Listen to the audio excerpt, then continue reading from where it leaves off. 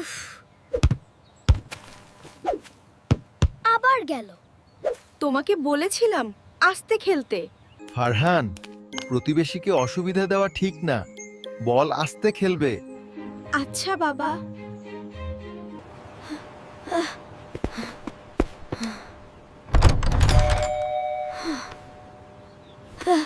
আরে ফারহান, আবার তোমার বল?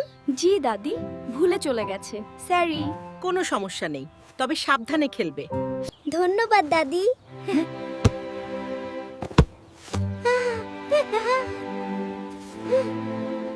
কেক খামু। একটু থামো ভাইয়া, আগে দাদিকে কিছু কেক দিয়ে আসি। প্রতিবেশীর সাথে ভাগ করলে বরকত বাড়ে। আমি নিয়ে যাই।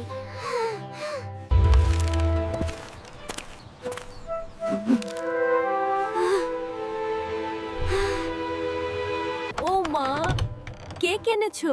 জি দাদি, মা বলছে প্রতিবেশীর সাথে ভালো থাকতে হয়। শিশুরা মনে রাখবেই, প্রতিবেশীর সাথে ভালো আচরণ করা ইসলামের সুন্দর পথ।